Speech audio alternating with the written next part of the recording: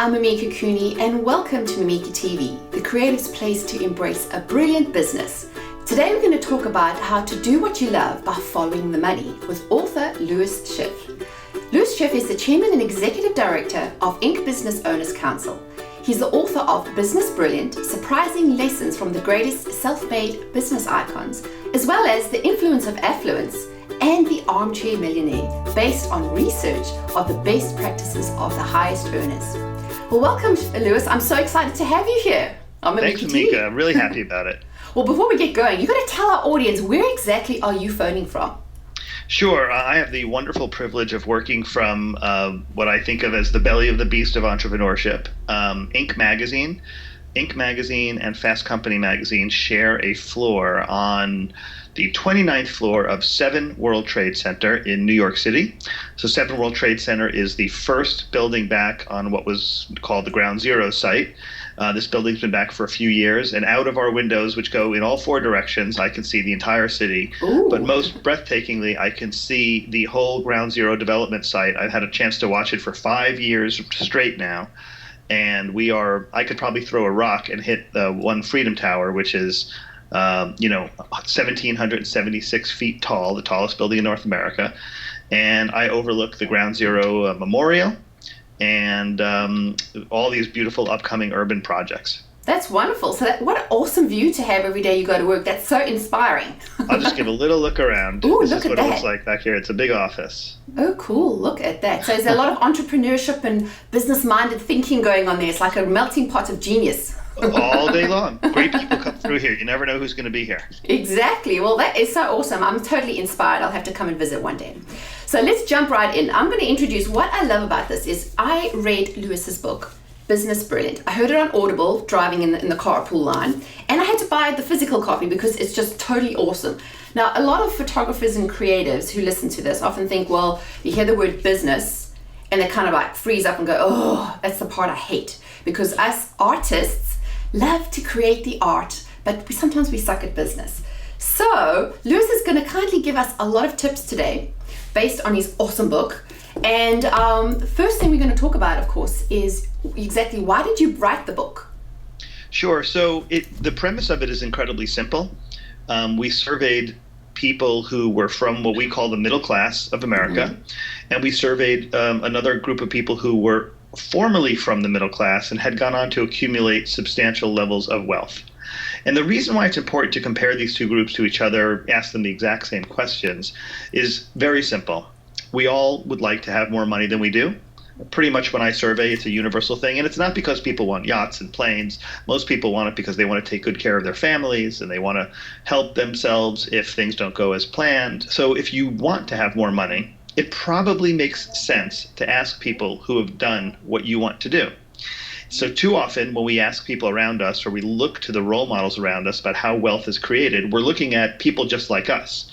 And this book allows the reader to get very close in the minds of people who have created wealth that originated from the middle class.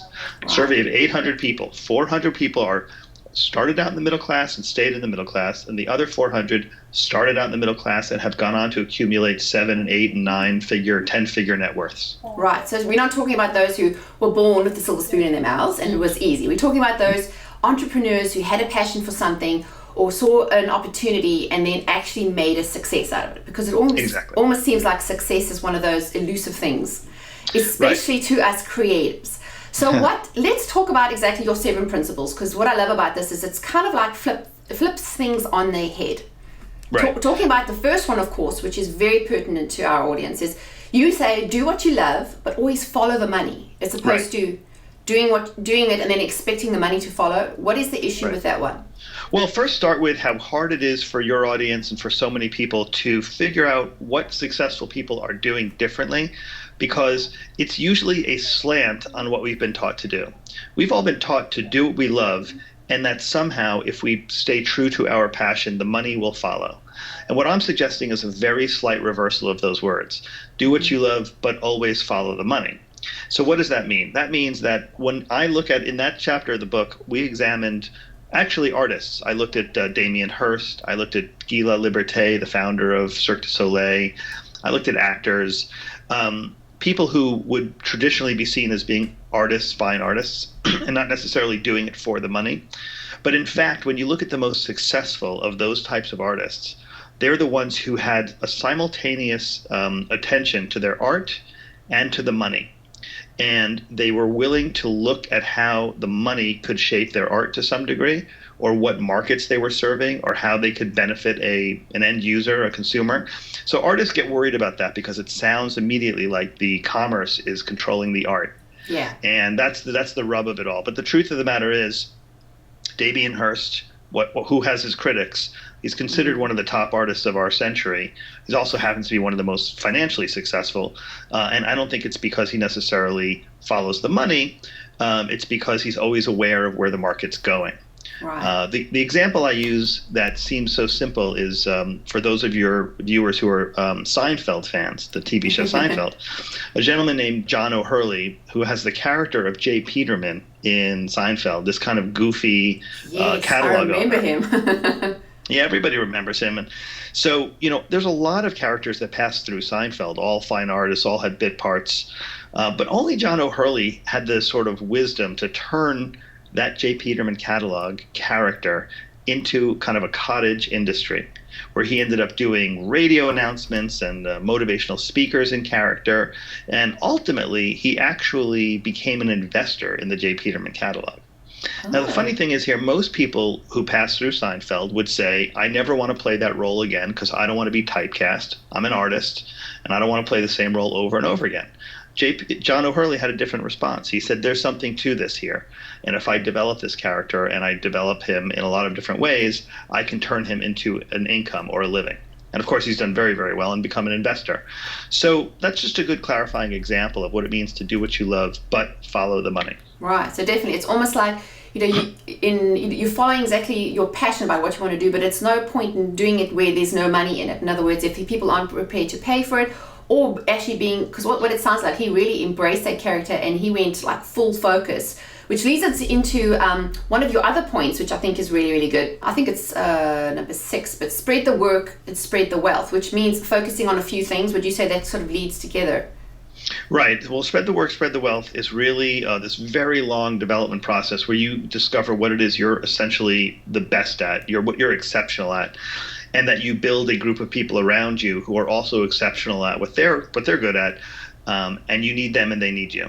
And the challenge here for a lot of small businesses is that the idea of giving up little bits and pieces of the work feels very uncomfortable. Mm-hmm. They're not used to delegating. In fact, we just ran a program with 10 entrepreneurs on this just yesterday. And, simple questions to ask yourself. How much time do you spend doing tasks that you're not particularly good at or interested in during the course of a day? How many hours out of your workday? How many hours out of your workday do you spend doing what we call working in your business? Actually turning the screws, actually, picking up the boxes, whatever it is you do, versus working on the strategy of your business. So a lot of solopreneurs, home entrepreneurs, small entrepreneurs never realize that scale comes from delegation. Right. And that building a team of people around you who are just as passionate about what they need to do as you are what you need to do is the big opportunity. And you can use math to figure out how much of your time you should give to things that you don't like to do, how much of your time you should give to things you do like to do. But obviously the dream for everybody would be to do only the things they love to do. Right, definitely. So even there is profit in that by delegating, because I know a lot of us are creative minded, don't want to give up our baby, like, no one can do it as well as I can. But by doing that, do it as well as I can, or it's going to cost me $1,000, and what happens if they're not good at it? And those are all real issues. But you can never break free from basically, what we call in our business owning a job, which comes from a Michael Gerber book. Owning a job rather than owning a business is where so many small entrepreneurs get stuck. And their boss is really picky and doesn't give them days off, and is actually a really hard slave driver because we're so hard on ourselves. This is another area where entrepreneurship and artistry can get confused, because a lot of people say, I don't really want to be an owner of a business with employees. I just want to be a craftsperson. And it's an important question to answer.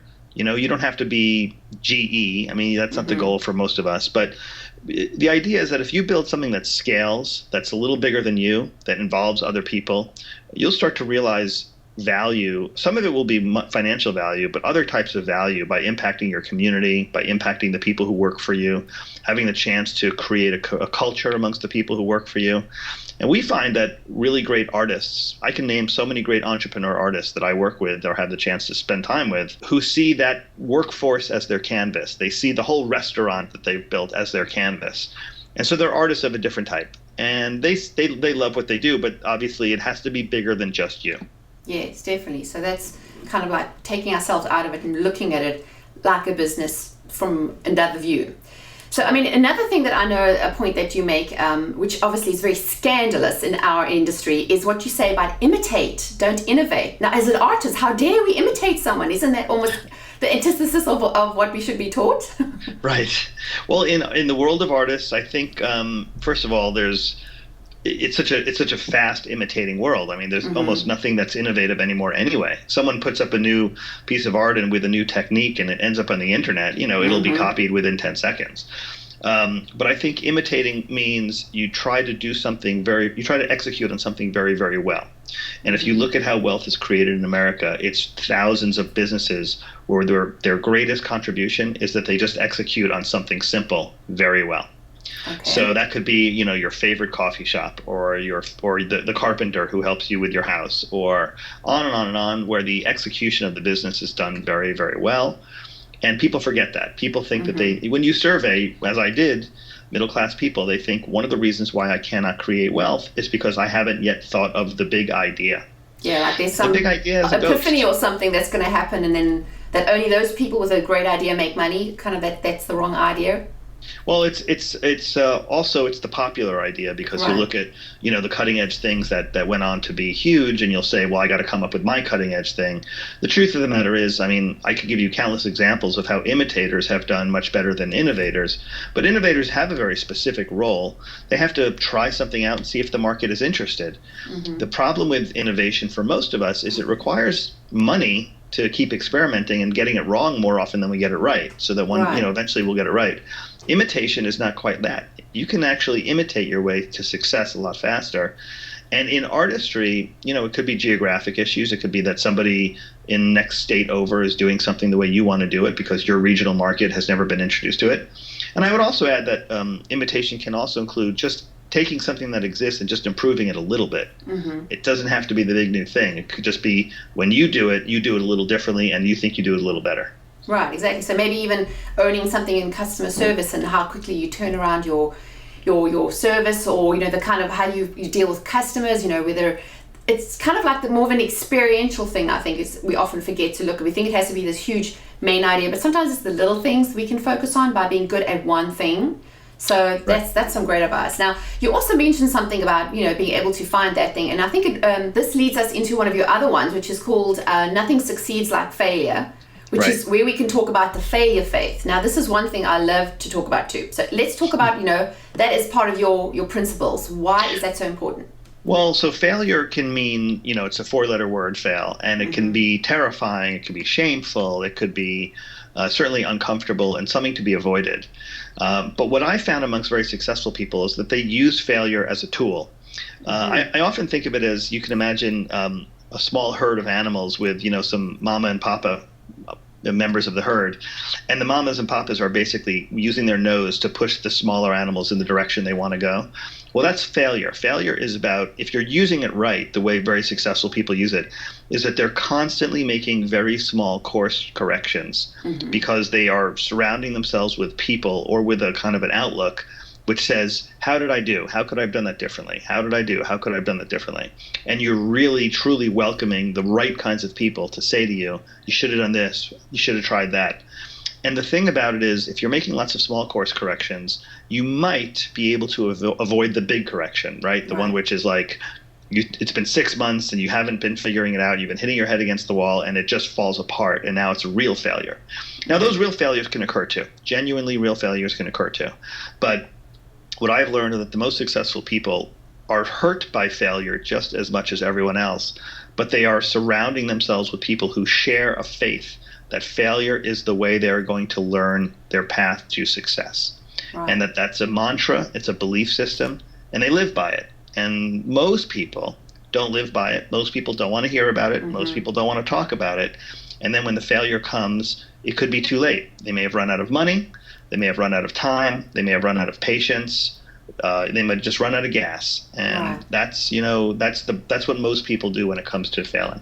So almost like when, if a business fails or a market falls, at the bottom and it doesn't work, because I've seen this so many times, especially in the photography industry. It's very sad when really great, talented artists have to close their doors on their business because they don't know how to maintain it. And then what happens is they take it in personally and they implode. It's basically like, well, I can never do this again. Right. And then they start blaming the economy or the competition. And then what happens is they get stuck and they don't know how to move through that. So they almost feel like, well, once I'm a failure, always a failure. But tell us about the LEAP strategy, how that helps you for someone who's been stuck, who maybe feels like they can't progress or get to that success. How do we move through that? Well, so first, it's so important to address what people think about those people called successful people, because there's all sorts of prejudices and preconceived notions, and they're not usually accurate. But one thing is that people think that really successful people who fail don't feel it the way everyone else feels it. Maybe they think, they've already got money. They already know they're good at something. They already know that they're winners.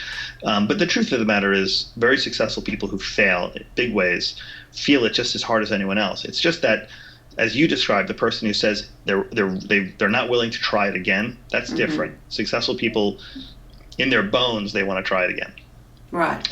And so this concept called LEAP, which is kind of a way to rethink about how you approach business, which is written about in the book, and as well it's diagrammed out so that you can kind of rewire your brain. I work on it with people from all sorts of walks of business about, we have a course, but what they'll do is they'll say, here's what happened today, or here's the opportunity that arose today, and I'll put them through the LEAP process to show them what they should do about it.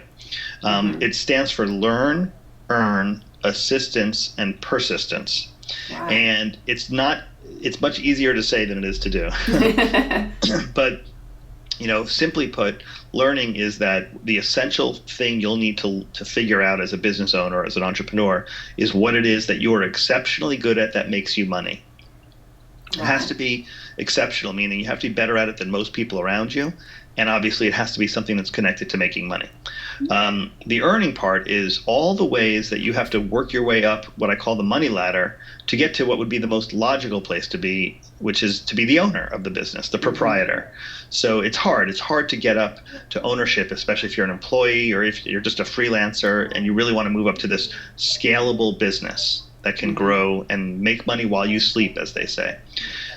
Assistance is the letter A, and it's about surrounding yourself with people, both people who drive business opportunity to you, as well as people who help you get the work done, who are uniquely capable in their own way of doing things that you need them to do, and you are uniquely capable of doing things that they need you to do.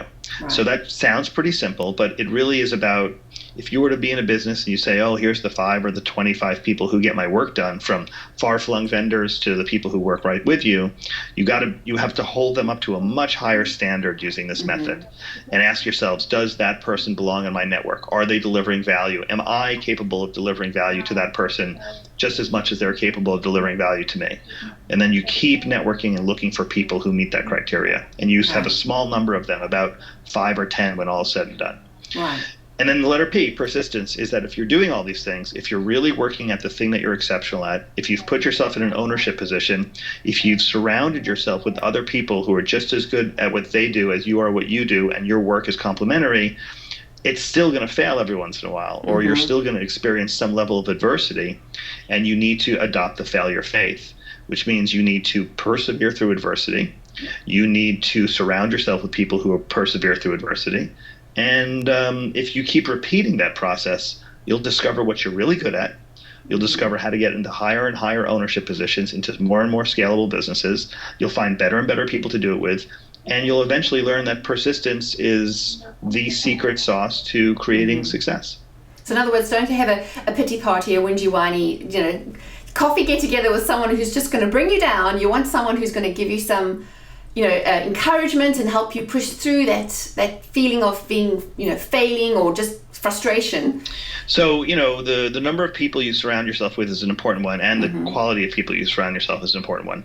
So in the world of social media, we've turned social media into more like a broadcasting tool, right? Yeah. So you might have 1,000 followers or friends or whatever, and you're using that to basically send out a message. But they use this silly word, which is friends. And so now we think, well, maybe I have 1,000 friends.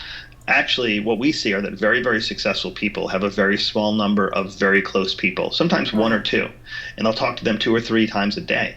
Right. And they're constantly talking about what they did today and what they could do differently, and they're supporting each other, but they're also helping each other. They're not just emotional supports, they're business supports. And so, yeah, you have to, I wouldn't say there's no pity parties, but you have to find the kinds of people who are going to help pull you forward. And if some of that means being a sympathetic listener every once in a while, that's okay too. Exactly. So it's almost like finding an accountability partner who say, okay, what have you done today or what have you done this week?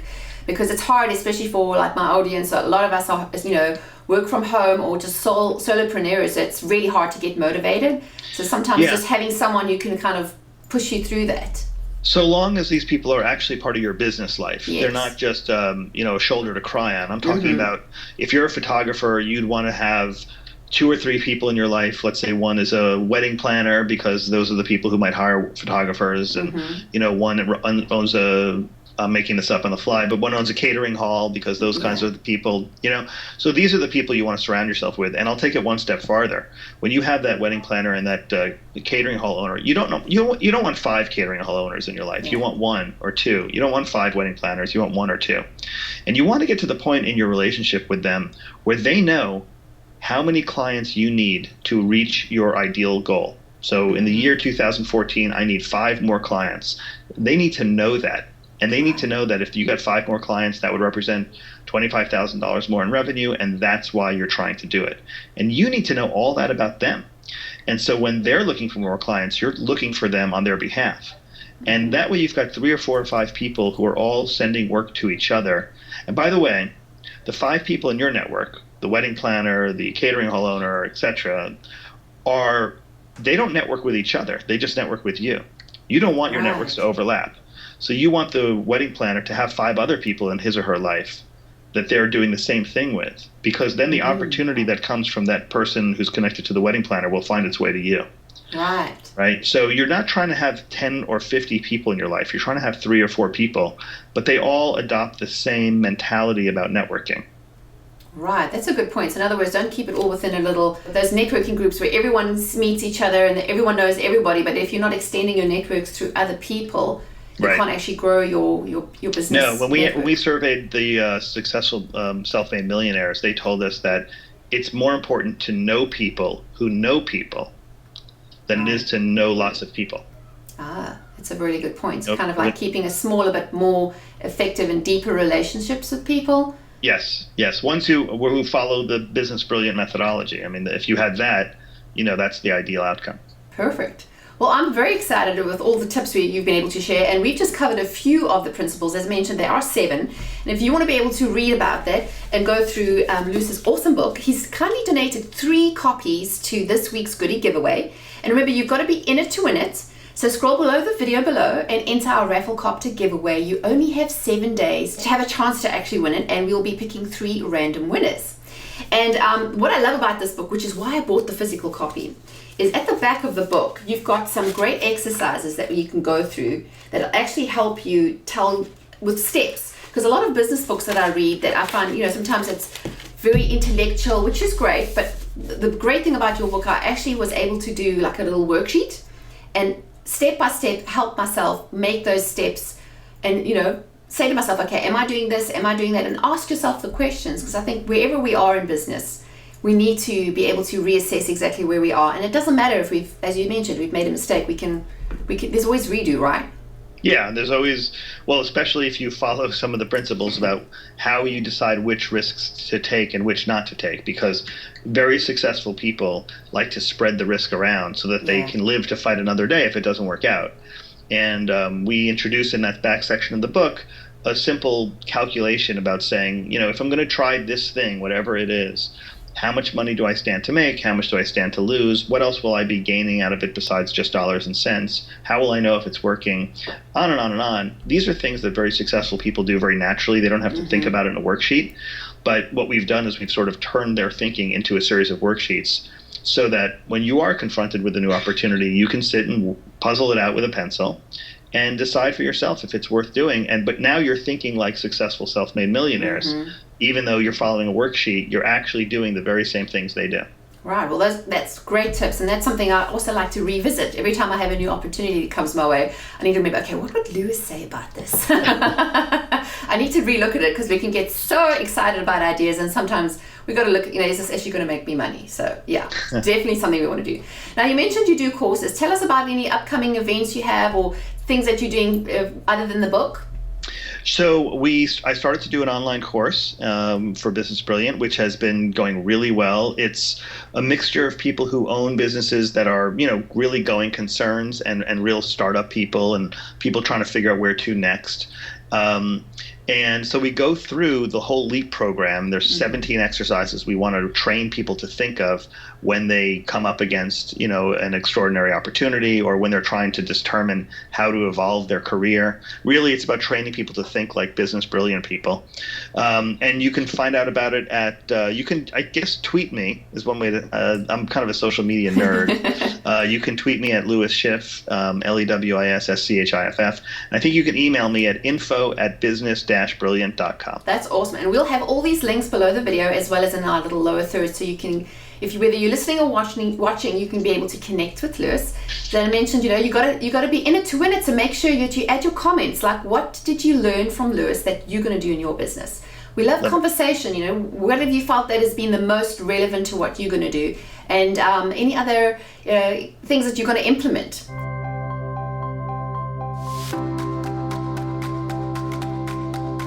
If you had to say to my audience, what would the one takeaway tip be? If you could say, you need to do this. So I've had a wonderful about 2 or 3 years speaking about this topic on the road ever since I finished the book. And I'll tell you what I've learned by sharing it with thousands of people in person. First of all, older people who hear about it say, I've been getting a sense that this is how it works. I wish I had known this a long time ago. Very constant refrain. And so, I just think about if you're a person who thinks you know how business works, but you're not sure you're getting anywhere with it, you're going to want to read it, or you want to understand the principles, because that's the common refrain. People keep saying, I wish I had known about this 20 years ago. For younger people, what they're saying to me over and over again is, I'm scared because I don't know what I'm exceptionally good at. Right. So they might come out of college and they might have had a major and they still don't feel as though they're exceptionally good at it. So there's this kind of mythology around how, by the time you're 25 years old, you're supposed to know what you were good at and then do it for the rest of your life. And so I feel for these kids, because what they don't realize is that it's going to take the rest of their lives to figure out what they're really good at. And that's only if they keep their nose to the grindstone and really try to figure it out.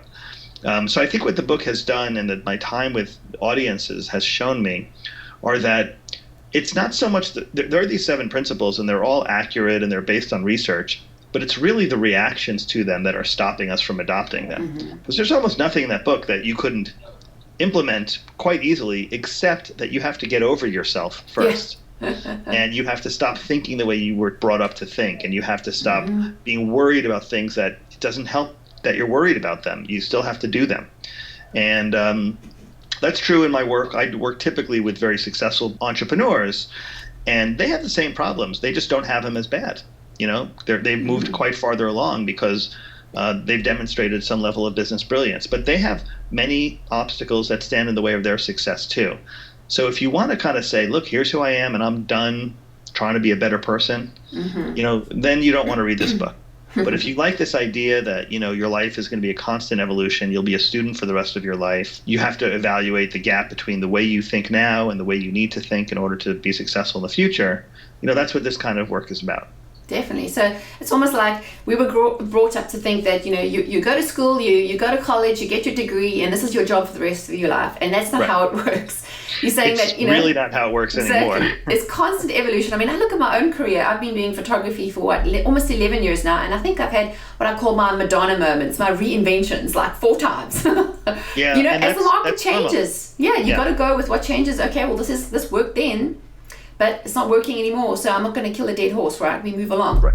But I think for people for whom that sounds terrifying, and it does produce anxiety in certain kinds of people, the answer is to surround yourself with other people who are also trying to do it and are also worried about it, because they're going to go through it. You'll go through it with them together. I have found that if somebody today watching this wanted to make the single biggest impact in their lives, one act that costs no money and requires no brains, it would be change the people you spend time with.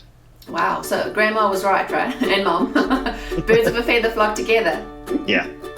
Definitely. Well, those are some awesome tips. I know I'm going to be making lots of notes and re-listening to this just to remind myself to stay on track, because we all do it. We have these moments where we get, stuck in the wrong place, but it's always great to do the reassessments. And as I said, for those of you who don't get to win the book, you definitely want to buy the book and then go through the exercises at the back. It's definitely something I think we all could be doing on a regular basis. But if you like the resources we shared today and you enjoyed the video, click to subscribe and share it with your friends. We love to share this great content with more people, and you never know, you may make someone's day. And if you want more great resources about photography, business, and marketing, go to mimikacooney.com and download my freebies. We have a marketing toolkit and an ebook that I'm sure you will love. And of course, we love feedback. Go ahead and share your comments. Go tweet about it, share about it on social media. Go tweet Lewis at Lewis Schiff. And as I mentioned, we'll have all the links below so you can connect and say hi. And I always like to wrap up with a bit of a pep talk, because I know we've been able to share some really great tidbits of advice. And I always like to tell my audience, you need to believe in yourself. You are worth it. You can do what you love and be paid for living it. So thanks again, Lewis. Thanks for joining me. I so appreciate you taking lots of time out of your busy schedule. And I'll look forward to hopefully connecting in the future in real time. In real time. Yes. Thank you. Thanks again, everyone. Take care. Join Capture School today at captureschool.com and learn how to embrace a brilliant business.